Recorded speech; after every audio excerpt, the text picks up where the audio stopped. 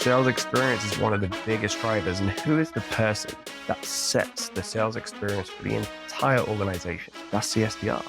The SDR is the front line, the person who is holding the standard for every organization. They're the first person that many people will engage with. That's how I want my SDRs to see themselves. They should be proud going into that. They should, every time they pick up the phone, they're just like, here, whatever the logo is on the shirt, like, I'm proud to be here and I'm going to have this conversation. I'm going to rock it. And then what we'll find is the way their kind of values and beliefs play out and the capacity and skill and the behavior, it can only help impact the result. This is Reveal, the Revenue Intelligence Podcast, here to help go-to-market leaders do one thing: stop guessing. If you're ready to unlock reality and reach your full potential, then this show is for you. I'm Danny Wasserman, coming to you from the Gong Studios. Ladies and gents of the Reveal audience, listenership, sphere, wherever you may find yourselves, are you ready for this next guest who's here to pump you up? Yes, it is not the Governor. No, Arnold Schwarzenegger has not taken our phone calls, but we do have someone who, in fact, in addition to being the director of sales training at Finastra, that European juggernaut in the fintech space, this guest, Dan Storey, in addition to being a top-notch sales trainer, is a professional bodybuilder. I'm not making this stuff up. Anyways, why is Dan in the Reveal studio? Well, he's here advocating for what we all need in life to survive. And you may be thinking, food, water, shelter? Well, yes, we need those things too. But no, Dan is getting back to how humans communicate in an era where we're constantly swiping, constantly being pulled in different directions by TikTok and Instagram and whatnot. Well, Dan wants us to be able to return to our roots as human beings because he is an expert in the art of asking questions, all in service of moving conversations towards a stronger relationship with our customers, hopefully closing more deals and winning. So why is he an expert? Well, Dan's bringing this unique scientific perspective to how we communicate, and he calls this neuro linguistic programming, what we abbreviate as NLP. No, this is not natural language processing. Neuro linguistic programming, demystifying what the heck that is even meaning, and what, with the natural communication patterns that our brains crave, how we can reposition, modulate, rejigger our communication styles to ultimately win more. I'm super excited, given that he's a fellow Dan, that he's coming to the studio, and pumped to see what you take away from NLP. TJ? Holy smokes. In the Reveal Studios today, we have, sure, a fellow namesake of mine. Yes, a fellow Dan. But we have so much more than just a fellow Dan, which would be marginalizing this gentleman's talents in pursuit of bringing a wider geographic representation of perspectives to Reveal. Dan comes to us, I mean, today, technically, he comes to us from California, but typically he does reside across the Atlantic, over the pond, in the land where a recent coronation marks, yes, the heir of a new monarchy. But we're not talking about King Charles. No, we're talking about Dan Storey, the director of sales at that juggernaut of a fintech provider, Finastra, a man who has worn many hats, but who is now talking to us about not the NLP you may be thinking in all the hype and popularity of generative AI. He's going to tell us about his NLP and how he's really trying to unpack and dissect the art of conversations. Dan, welcome to Reveal. Danny, that was a big intro. I'm still waiting to see who you're going to bring in. And then I realized it's me. Wait, no, that wasn't even my intro. No. That was just me warming up, man. Wow. Yeah, okay, so here comes the intro.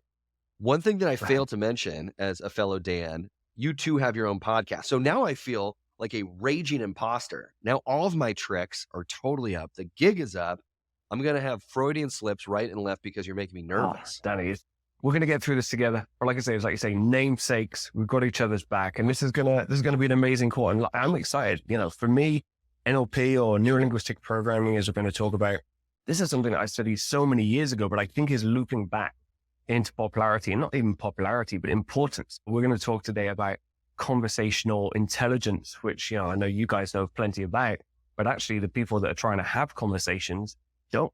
It's like this irony that we're trying to have more conversations, but we're losing the skill and the art of having these conversations. And there's probably some kind of gap in terms of knowledge or skill or talent or whatever it is that's creating these gaps. And is technology helping or hindering? I don't know. So I think this is where we're going to go and have a little dive into the deep end, see what happens. As the name of this podcast suggests, yes, let's reveal that a gap exists. Do we have a smoking gun? And if so, how do we get past that? So it's not natural language processing as maybe you might think it is, but no, it is Dan Storey's NLP. So help us understand, what is technology doing for us or against us to trigger this gap, as you So said? Danny, I'm gonna look at you, and this is a family show, so I'm going to try and keep it as colorful within the boundaries as possible, right? But me and you are of a certain age, right? We're at that age where we probably had to ask somebody for a date, right? We had to have that awkward moment, right? Where maybe you're in a disco.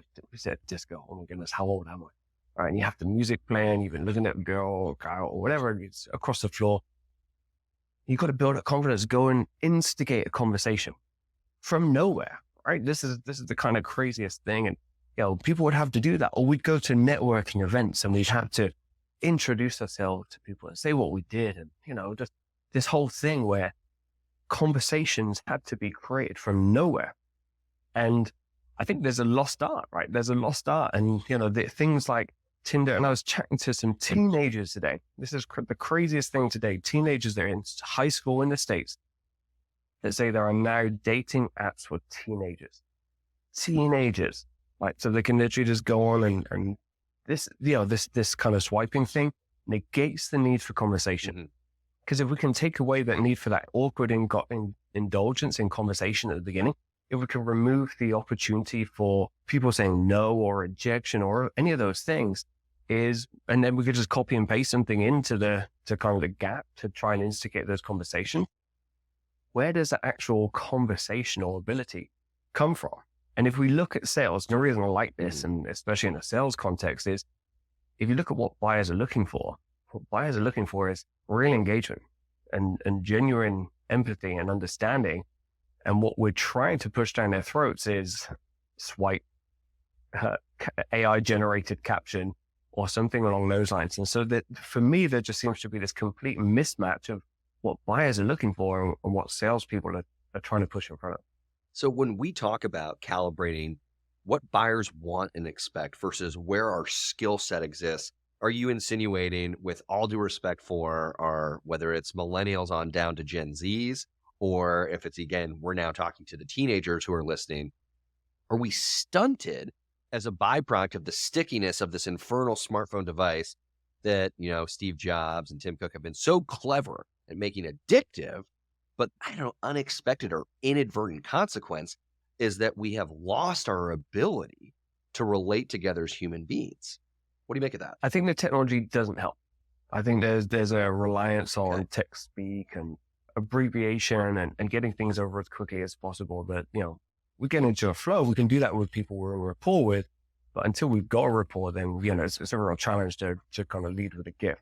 I do like gifts. We can come back to those in a minute. But what I think as well is, on top of that, is actually what we see in sales is the pressure. Like, people are pushing numbers up, right? And I think there is a balance. There is a balance. As we're expecting numbers to go up, there has to be a scaling of some kind. And so I'm not just going to purely blame it on the smartphone, but I am seeing like this pressure to drive a numbers game in a way to scale. So for me, there's got to be a way. How do we scale, but still have personality? How do we still have connectivity done through a conversational way? So I'm not going to blame everything on technology, but I'm sure it's in there as a culprit. And what you've identified is this paradox of quality and quantity. And because we have in our audience of listeners at Reveal, we've got executives and we've got early in career lead gen specialists, BDRs and SDRs. And I'm wondering, what advice do you give both of those groups? And maybe it's not, one size fits all, but for, the executive who's probably being pitched and they don't just want to be a swipe recipient of that outreach. And yet here they are in a contradictory manner, demanding that that's what their internal teams do. Well, okay, how do we reconcile that?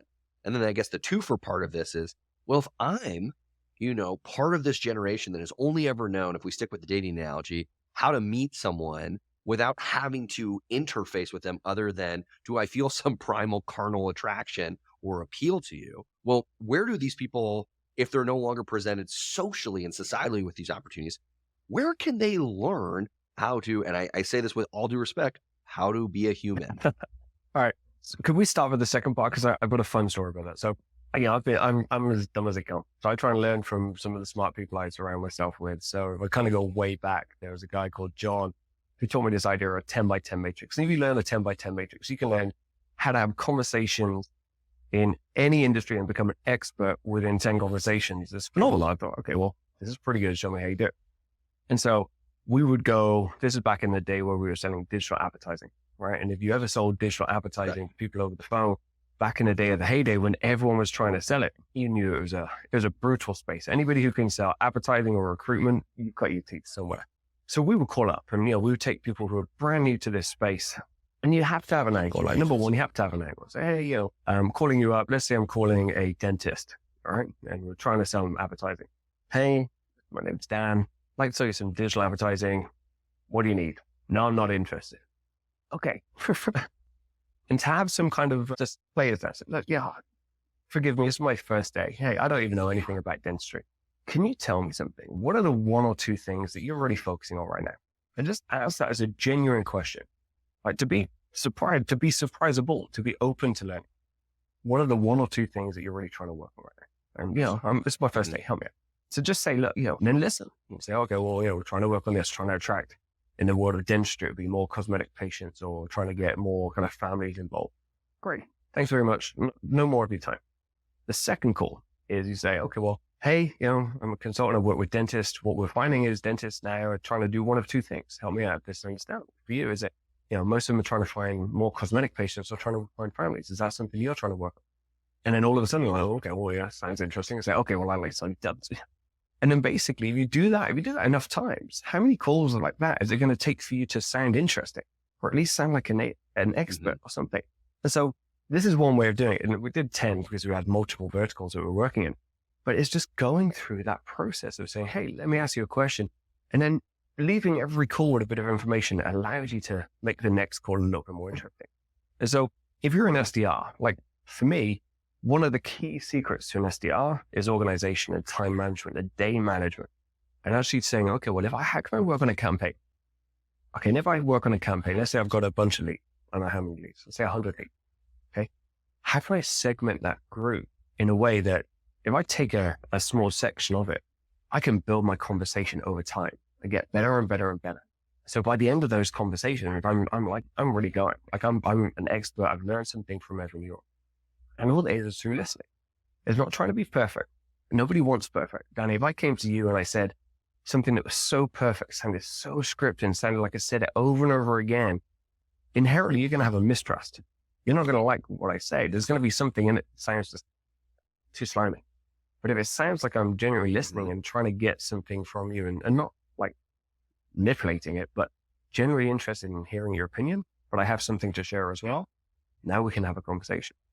And what I find is SDRs right now are trying to spend too much time prepping, trying to get all of the information and not enough time prepared to ask questions they don't know the answer to, So they have to ask this question, open up, feel some sense of like, I don't know where this is going, but knowing how to handle the responses that come in. And so it's that kind of ability. It's asking questions, prepared to know the answer, and then asking follow-up questions that take the conversation along. What you've just described is, again, we're still probably in like question, 2 of 1. So we'll come back to sort of what we tell our executives momentarily. But before I forget, let's double click into this idea of for early in career lead gen specialists, SDRs, BDRs, you've just described a situational agility that doesn't have a script. It is unscripted. It is a level of confidence in the unknown. How am I going to pick and roll in the shades of gray that no one can tell me how and when they're going to unfold? How do you train someone to be agile? Is that just enough time in the saddle where they realize they're going to put their foot in their mouth so many times and then the sun still rises and they put their pants on the same way? Or is that how we, through osmosis, cultivate a willingness to live in the ambiguity of that gray? Or how do you bring people to a state where they can accept and celebrate? It sounds completely open, right? It sounds like there's no structure to this talk, but there is a structure, right? Let me ask you a question. Here we go. See, it's a trick question. It's the only trick question I'm going to ask you, Dan. What is the best kind of question? Is it an open question or a closed question? Now I'm going to let you off the hook. There you go. Well done for following up on that, because most salespeople say the open question is best, right? The open question is best. The salespeople were drilled into this for every single sales training. Ask open questions. Ask open questions. Why? Because it gets them talking. If we're in outreach, we don't have a relationship. We don't have rapport. We don't have permission to ask open questions yet. My first question to you is, hey, Danny, tell me your 10-year goals. I'm like, sorry, I haven't got time for this. But and you're going to get hung up. Yeah. Who the hell are you? Right. If I ask you a binary question, and let's go back to that dentist example. Hey, help me out, Danny. Which one are you working on most? Are you working on the cosmetic patients? Are you trying to get more families into your practice? Like, you can answer that one really quickly, right? It's like this or this. And if you're an SDR, you're smart, right? You prepare a follow-up for each of those scenarios. Okay, great. Cosmetics. Okay, in that case, here's the follow-up value proposition. Okay, interesting. Family, here's the follow-up value proposition. You've really only got to prepare 2 follow-ups. And then you kind of create that little binary chain until you can ask a couple more questions. You qualify and say, okay, well, great. Let's take this further. Let's move on to discovery. And then we actually look to close down towards the meeting and add some value into it. So you only really have to ask 2. So, but here's the third one is, so I say, cosmetics or family. And you say, well, actually, it's neither. It's this. Well, guess what? You just got a massive amount of engagement that you probably wouldn't have got from asking an open question. And in which case, yes, you do have to have some situational flexibility. Goes, oh, great. And but it's the same thing as you say, okay, well, hey, that's new. We've not heard of people doing that, but hey, this is what we're doing. So you still lead in with a value proposition. So by closing the questions down, you actually have a lot more control of the situation. So, yes, it seems like situational flexibility, but actually if you craft it in that way, that it's just a binary question and you can either go this way or this way. As a kid, I loved those choose your own adventure books. You remember those? Like, you come up to a bridge, there's a troll under. Do you fight it or do you run over the bridge? It's like, I'm going to do this one. You've only really got a couple of options. And so as long as you can think about which of those options you want to take, prepare and plan for those recourses, but know that there's a third option that could go a little bit colorful, but in which case you've got engagement, which is perfect. Then that kind of closes the gap a little bit. You don't have to have every answer possible. Well, I think that lends itself to a fresh and novel perspective, Dan, on closed questions, that early in a sales cycle, at the top of the funnel, you don't want to pigeonhole yourself with closed questions because you should unearth every possible angle and things that even you wouldn't expect to ask with an open question. It's not to say that there isn't a time and a place for that open question, but you're giving more credence to arriving at that juncture, having sequenced the appropriate categorical closed questions. I love that, man. I do want to come back because I think that we are at the precipice of a generational pivot regarding the talent and the competencies that we're seeing in a younger generation of seller who's coming to market, which is, again, going back to this idea, what do our executives have at stake if we don't train our salespeople with this situational agility? If we don't go back to, again, to your, I'm at a bar and I don't know how to talk to someone. If we don't get that, what's going to happen? Because for the execs that are listening, I want them to come away with too, holy cow, thanks for the blueprint, Dan, for how I get my people back to a state where they're not purely relying on the swipe effect. So this is difficult. And let's go back to your point earlier about AI. Is AI, and this is the big question out there, is AI going to take over the role of the SDR? And I think the answer is yes. For the bottom 50%. You heard it here. But this is I'm going to borrow, I think, Seth Godin. Seth Godin said this best, and he says many things better than many people. But he says AI is going to take the mediocre, and anything up to the mediocre is going to be replaced by AI. Because, I can take an average call script, I can AI my own voice. Like literally, we've seen that in the music industry, right? People coming out with songs by other people with lyrics that they haven't done. I can automate it through some kind of dialer. I can put into some form of outreach cadence template. I can actually take the mediocre SDR and I can replace that with technology today. I can do that with many industries. So if all you need is a mediocre SDR, then you don't need an SDR at all. You probably do the rest of the technology. But let me ask you a question. If you're a high value, high security, high integrity, like you're dealing with the best people, trying to have conversations with some of the best people in the industry, like mediocre probably isn't going to cut it. So I think those SDRs are very safe. And I don't think that they have anything to worry about, but you have to aim over mediocre. Okay, so what does that mean? What does that mean? That means value add. We have to be able to add value in a situation. Okay, and how do we do that? Well, we've got to be informed. Okay, we have to know And what do we need to be informed about? Do we need to know everything about the industry? No, right? That's not our job. Our job is to sell our product, which is a solution to the problems to the industry. Okay. So at the moment, working with Finastra, we sell banking software. Okay. We sell software into banks. Do we need to know the banking world? We need to know contextually, but we don't need to know the world of banking. We need to know software for banking. Okay. So know the value that you bring. You don't need to know everything, but you need to know the context in which you fit. And when I say context, you need to know what else is out there. Okay. So that's where we need to know the value. So we talked about domain knowledge, understanding where we fit. That's where SDRs want to play. It's like, how can we add value in there? Also hear a lot about challenger sale, massive fan of the challenger idea. But who was I talking to the other day? This idea that, I'm waiting for a 23-year-old to come along and tell me what my job is because I haven't been doing it well all this time. That's not it, right? So we're not challenging people to say they're wrong, but we should be bringing new insights, okay? Insights, new data, new research. What are we finding in the market? Again, we're working with a lot of banks. So we've got like 10,000 companies globally. We've got insights that we can share. Hey, Mr. Customers, prospect, here's some data. How do you compare to these trends? Like, let me challenge you. Let's see which side of this line you fit. So that's what we can bring. And it's actually challenging people to say, look, you do better. Here's some insights in what we're seeing. Would you like to know more? And so that's what we should be bringing. We should be bringing data. We should be bringing insights. We should be bringing benchmarks. Yeah, we should be bringing stories about how things could be done. We shouldn't be just saying, hey, we're the latest funding this, that, and the other. That's what we want to bring. So I think what SDRs will do well is, number one, identify those insights, those value add pieces. And then number two is just be able to communicate them humanly. Like, hey, Danny, help me out. We're seeing a lot of businesses are having these challenges. Which one of these are you at? Okay, great. Yeah, we're hearing that. No, help me out. This number is here. Are you above this line or below this line? But that's the simple follow-up, right? So, okay, well, great. So 2 closed questions, and great. I've already qualified you into whatever conversation we're going to have. So that's not a massive communication challenge, but it does take confidence to plan it. When it comes to sales, it all boils down to effective communication. Maybe you're thinking, yeah, duh, of course, that's going to help us build strong relationships with customers. But I want to add to this obvious truth what McKinsey found, which is this. Organizations that leverage customer behavioral insights outperform their peers by 85% in sales growth, and perhaps more importantly, a 25% delta in gross margin, all through active listening, empathizing, and effectively communicating. Well, what's the key for successfully nailing that customer relationship paradigm? Dan says it can all be found in NLP, neuro linguistic programming.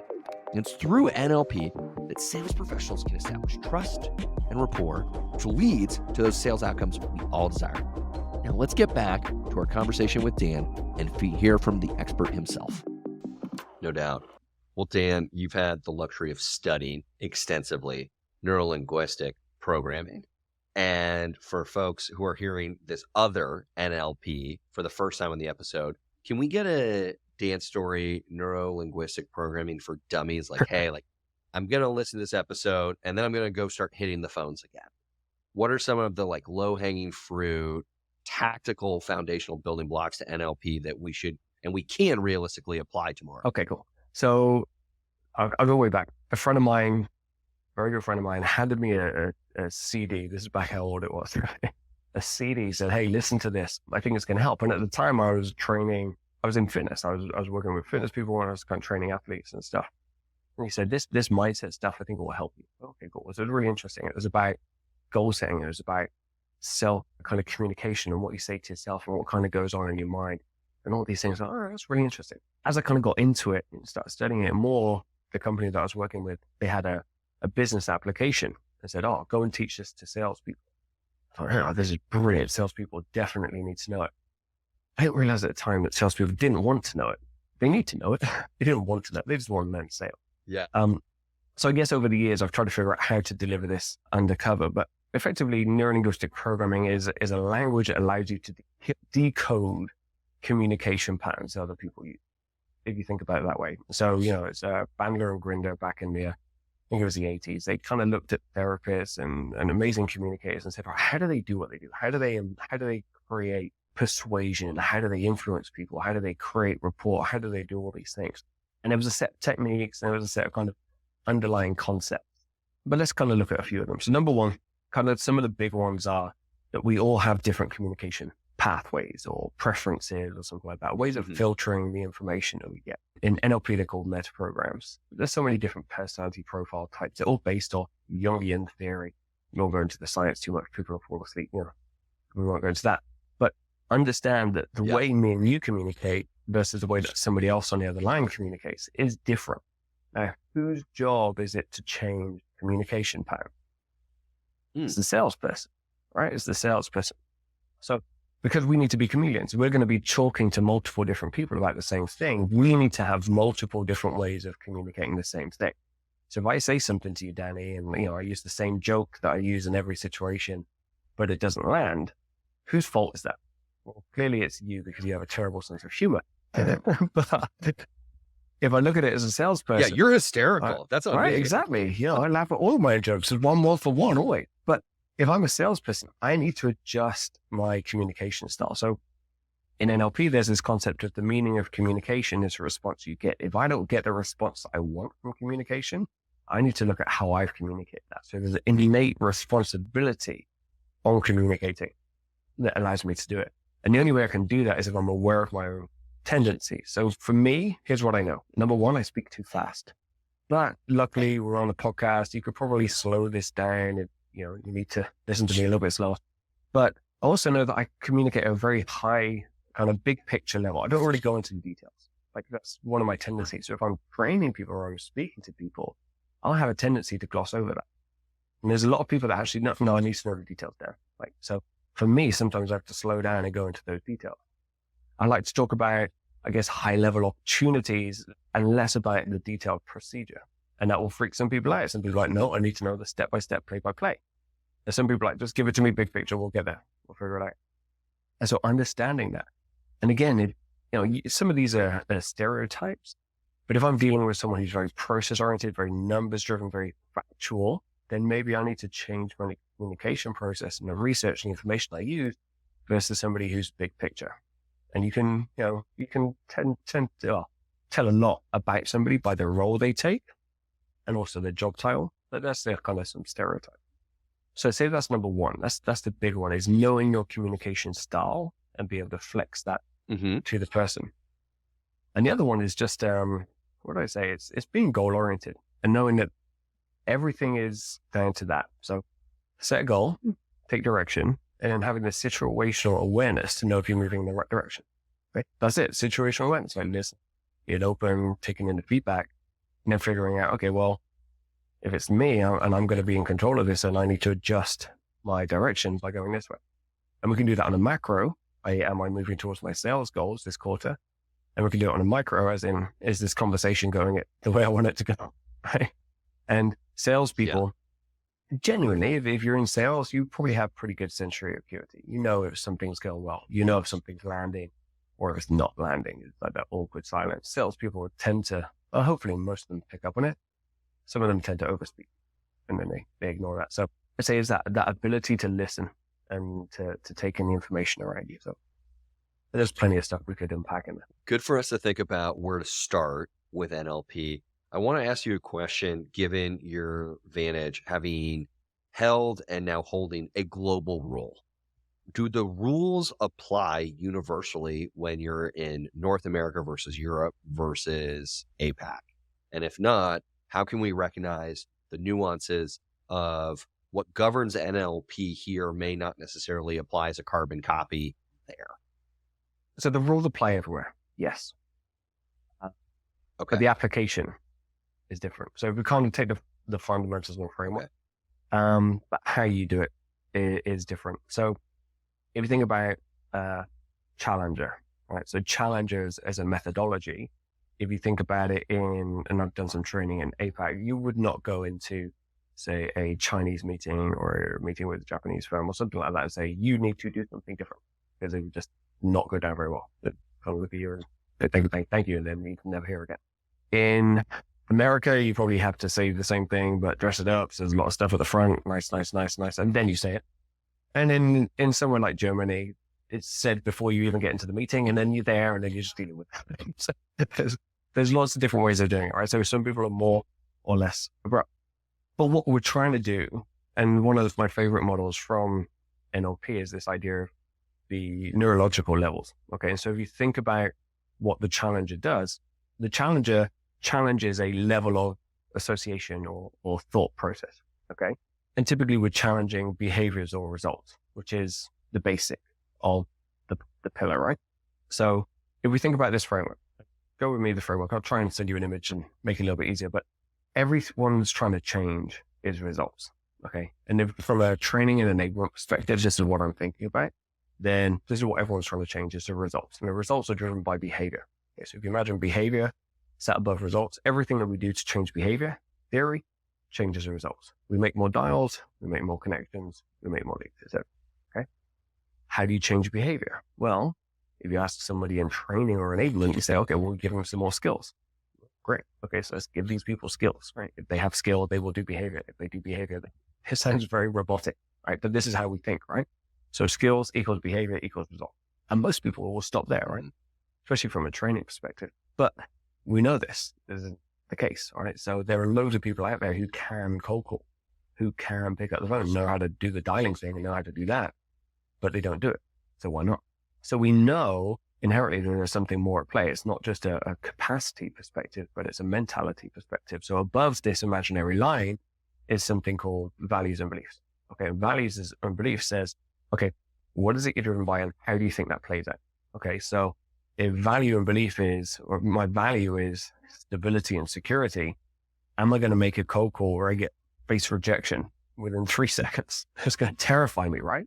But if my value is entrepreneurialism or like just drive and ambition, then I'm going to do that. I'm probably going to do it. I'm going to risk a little bit of rejection and adversity because something else is important to me.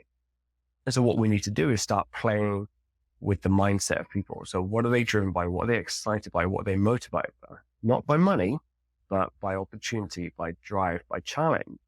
How do we reframe that?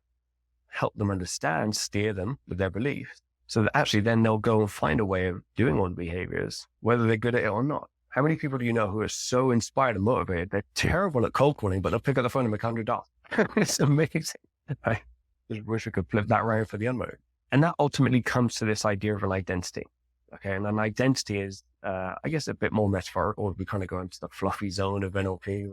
Sometimes I like to play with. Yeah. But it's how do you see yourself? Right. And, let's take SDRs, for example, because, probably a lot of them listening to this, a lot of SDRs will see themselves as cannon fodder, the foot soldier of the sales force, the entry level soul sucking. We're going to drag everything out of you. You are worthless. You are scum, that kind of welcome to the world of sales. You have to live here for 3 years until you earn the right to get an inbound lead, that kind of thing. And a lot of SDRs are like, I know what he's talking about. But if we change the identity, so stop looking at yourself. You shouldn't look at yourself like that. SDR has such an important role. So we're going to move now. We're going to change the identity. And again, we go back to challenger sale. What's the primary reason that people engage with a business to business? Like you've got price, you've got, service, you've got cost value, but it's sales experience. Right? Sales experience is one of the biggest drivers. And who is the person at the cutting edge of sales experience? Who is the person that sets the sales experience for the entire organization? That's the SDR. The SDR is the front line. The SDR is the person who's holding the standard for every organization. They are the person, they're the first person that many people will engage with. That's how I want my SDRs to see themselves. They should be proud going into bar. They should, every time they pick up the phone, they're just like, here, whatever the logo is on the shirt, like I'm proud to be here and I'm going to have this conversation. I'm going to rock it. Absolutely rock it. And then what we'll find is the way the kind of values and beliefs play out and the capacity and skill and the behavior, it can only help impact the results. And so what a lot of people will do is try and move that identity. So we can still use the same thing because again, if we're coming to challenger, how do I apply the challenger? Yeah, it might be different across the different regions. But if I think about that psychological shift, I'm trying to change results by changing behaviors by changing skills and capacities. But really what I'm trying to do is get into the mind and get people to make this transition from here to here, right? This is where you are. This is where you want to be. let's just open that gap and have a conversation about what that gap could look like. Like we can have that conversation nice and easy in any language you want. And to think about the tendency to, for lack of a better term, marginalize the progression of competency or skill to behavior to result, when you're now shedding a ton of light and emphasis on values, I couldn't help but think about Simon Sinek's The Golden Circle of Why. Yeah. And for listeners who haven't watched that 8-9 minute YouTube clip, for Simon, and I think, again, call bullshit on this, Dan, if you don't agree, but the parallel here is that those companies who are able to lead in the market with why they do what they do, rather than what it is that they sell and how is it built or how does it function. It is those companies that really pride themselves on who we are existentially. Why do we exist as a company? They outperform their non-value driven or value-centric peers. I don't know if you have any reactions to that. I'm a big fan of that. And there's a book called The Game, okay, by, I think it's Neil Strauss. He's written a couple of others since The Game. I can confirm it is by Neil Strauss. And the reason I'm being a bit coy about it is because it's a slightly old book in the realm of pickup artistry. And Neil Strauss teaches the exact same thing as Simon Sinek, and he calls it value alignment or something along those lines. And this idea that rapport is not matching and mirroring. Like me and you, Danny, we could stand here, cross our arms, or, we could do whatever, touch our chin at the same time and things like that. And that's, if you listen to the pickup artists and the NLP trainers of all, that's what they'd say. So try and build rapport by crossing your arms, crossing your legs at the same time, and touching your nose when they scratch. It's weird. It's just freaking me out. But that's behavior, right? That's the behavior level. Now let's go up. Let's go into that values and beliefs. And this is where Thomas Sinek is talking about it, is value alignment, value matching. If our values are the same, we're going to have rapport. We're going to have rapport. And I think he used Apple, right? He's saying that challenge the status quo. Okay. If you have this idea, there's a value, this drive internally to challenge the status quo, you're going to connect to other people that challenge status quo. That's what you're trying to do. And so this is smart, right? Is if you lead with that messaging, here's what we're trying to do. This is our calling. This is where we're trying to go. Join us. Yeah. People won't even ask how we're getting there. They're just like, yeah, I'm on. I'm in. Let's go. And so, but as you know, in that golden circle, it's like, oh yeah, we're this technology company, or we have this widget, or something along those lines. Is like, do you want to buy one? It's like, I'm not really inspired. And I think this is one of the challenges we're seeing is people in the economy right now, where it's scary. It's like, can I really sell dreams? Surely I should go on a logical, detailed sales process. Let's make sure I've got all the boxes ticked. Very logical sale, but we forget that people still make emotional decisions. And the way you tap into emotion is you go higher, right? The way that sales are made, and this is what Apple did really well, is they say, look, if you're this person, I'm going to create this gap. And here's where you are. You want to inspire. Here's the way you do it, right? And so what Apple have done really well is you inspire change by doing this and creating like this pull effect. Oh, I want to be part of that. So that's what they've done really well. I think there's a few brands that have done that really well. And it does cost you to be there, but people still find a way of doing it, right? So I think, understanding how that is unpacked. And again, go to values level and what value, right? And sounds a bit, again, I love the word fluffy, and I feel I'm perfectly qualified to use it. The amount of time I've spent in this area. But a value is nothing more than what someone is motivated or driven by. And it's a one word or a 2-word phrase. It can be something very simple, but if you can understand that, then you can understand all the decisions they'll make to justify. There you go. Dan, I could continue down what other companies beyond Apple have exemplified their mastery and command over the golden circle, as well as maybe we didn't even realize that they were ninja assassins in NLP, but keeping an eye on the clock, I want to wrap with our last question. And for listeners of the podcast, you know what's coming. Dan, as I believe you've heard an episode or two of Reveal, you should know what I'm going to hit you between the eyes with momentarily. But as is custom to wrap up every episode, Dan Storey, if you were to describe sales in just one word, what would it be? Wow. I think the word I've used over the years would have changed. I think if I'd used a word historically, it would have been a bit more, it probably would have been a bit more fluffy. I would have gone with collaboration or something. I don't think it's a collaboration. I think it should be, but I don't think it is. Where is sales at the moment? Sales is can I use a conjoined word? Am I like to kind of combine a few words, or is it got to be? You would not be the first person to cheat the rules and hyphenate. So if you need to, resort to punctuation, we have loopholes that there's a precedent for. Okay, I'm going to say sales is a passionate pursuit of a solution, and that's whether the person wants it or not. I'm going to unpack that, but passionate, right? Because I think you have to believe in what you sell. I think there's a lot of people out there that don't, and it shows in numbers, and you're not going to be there long. So if you can, sell something you like, or that you buy into, or that you would buy as a consumer. It's a pursuit. There's a hunt, right? There's a chase. There's an element of that, and you have to love that. Right? To love the pursuit, because people aren't going to make it easy for you, right? If it was easy, then can you like to buy? Yeah, great. It's not. An amazing buddy of mine says, it's when we hear no that a salesperson goes to work.